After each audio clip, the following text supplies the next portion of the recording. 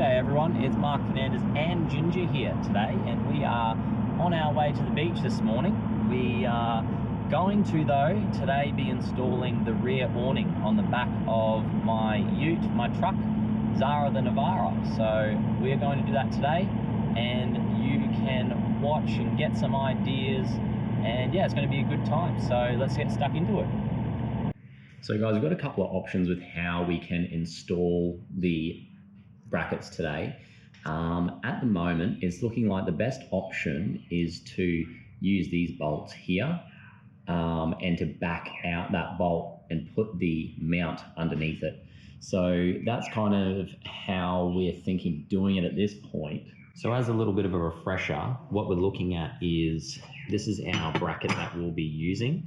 I had the thought of using my own bracket. However, I didn't really want to go out and get all the equipment I needed for it, and the bolts that it comes with do fit these brackets nicely. Also too, is that this part of the bracket here is pretty important because it's spaced out in the correct track for the back of the awning. So to be able to get that spacing right and to do that on a custom mounting bracket would be annoying. So just to make things easy, I'm just going to use this one. I'm not going to modify it too much. It's basically it's going to be some drilling I'm thinking today. But let's have a look at some of the options that we could go through to mount this rear awning. So one of the options that we could do is drill through the bottom of this steel part here. Okay, drill up through here, make a bit of a hole on top of the rubber here, and basically pinch the mounting bracket to this rubber bit, so that way it stays on.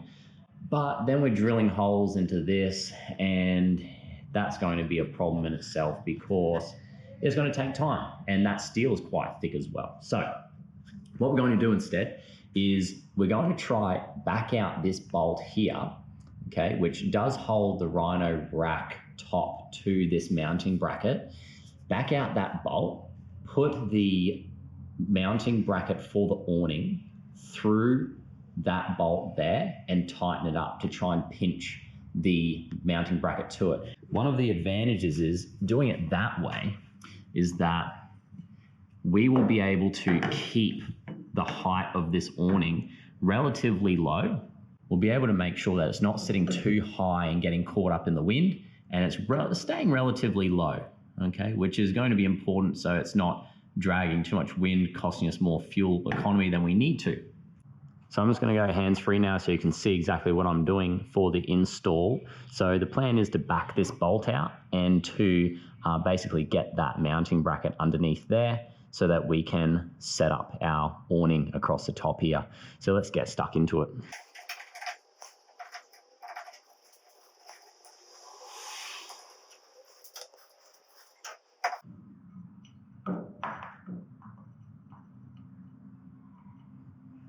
Now you can see I've just tried to put this bolt through, and it's actually not going to work because the bolt that I have to go into my rhino rack is going to basically not fit. So what I need to do is I need to drill this out just a little bit, not much. It can almost even just thread through by itself, but it's just needs a little bit more clearance. So let's go ahead and do that now.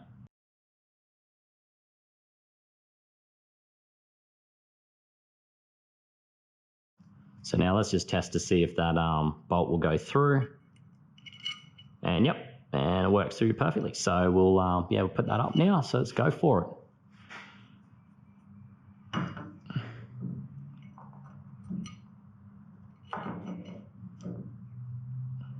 Now what's happened here, guys, is that that bolt isn't grabbing onto anything. There's a little plate up in there, and if it moves out of line, so it's gone too far in, that bolt's not going to have anything to grab onto. So what we need to do now is bring that plate back over so that bolt has something to grab onto. So I just went and got a little piece of wire, just see if we can bring that little plate back over.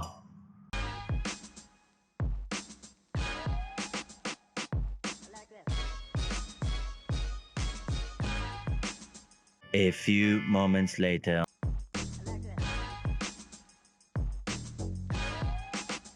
4 to 6 weeks later.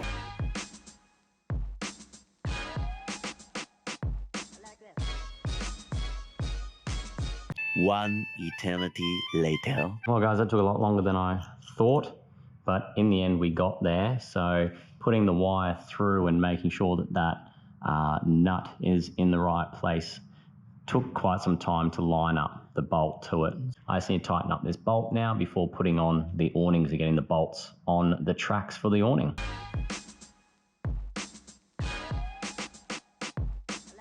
So once you've done that first one, you just have to repeat the same thing for the second one. So I just need you to get into the center here and hold that up, because I just need to go. So let me have a look there, make sure it's in the center. Probably a bit more that way. Yep. So that's about there. That's about there. That looks about in center. So let's bring these over. So if that's center, then I'll line up these bolts.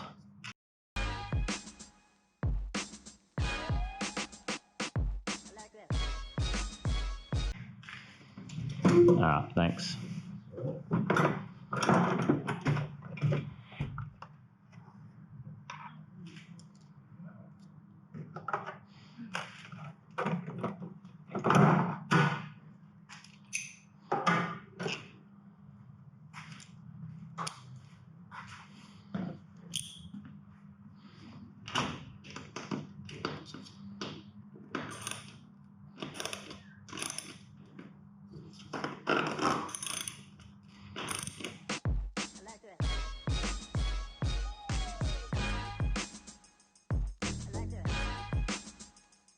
So guys, now we're just tightening them up. The bolts were pretty stiff to get on there because it felt like they were cross-threading, but they weren't. I think they're just designed like that to make sure that they don't fall off.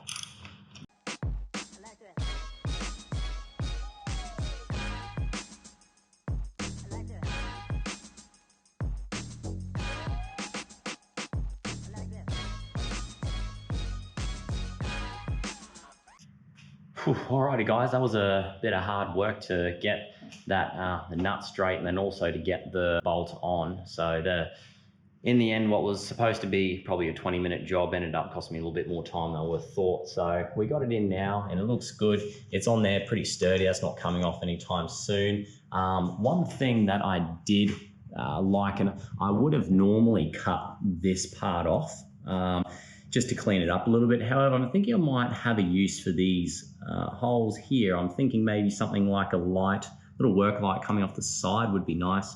So during the unboxing video, we talked about how sturdy is this paint job that they've got on these brackets, because I don't want to be screwing in these bolts and have them stripping away this coating here. So how sturdy is it? Well, let's have a quick look. So from that, you can kind of tell that there isn't any bare metal showing at all, which is excellent. I was a little bit worried about that, especially tightening the bolts. I had some issues with that on the XTM driving lights, where I'm just starting to see a little bit of rust forming. But at the moment, that looks pretty good. I'm pretty happy with that. The little fix that we had here, attaching it to the Rhino rack, really helped. There's a little nut in here, and that was really tough to line up. So a piece of wire helped there quite a fair bit. Obviously, I would have put up by now the little montage of me trying all the different things to try and get this nut to line up properly. So that was a little bit of a pain. But apart from that, like, it was pretty easy to install. If I was able to do it, then you guys can do it as well. Pretty easily, I'd say, if I was able to do it. So well done. We got there in the end. So thanks for joining me on this video where we installed the XTM rear awning. And in the next video, I'll do a little bit of a review. I think I might try and set it up and see what it looks like fully set up, and I can have a good look at the quality of the actual canvas and stuff. So yeah, so thanks for watching. I hope you got something out of it and picked up a few little tips, and I'll see you guys in the next video.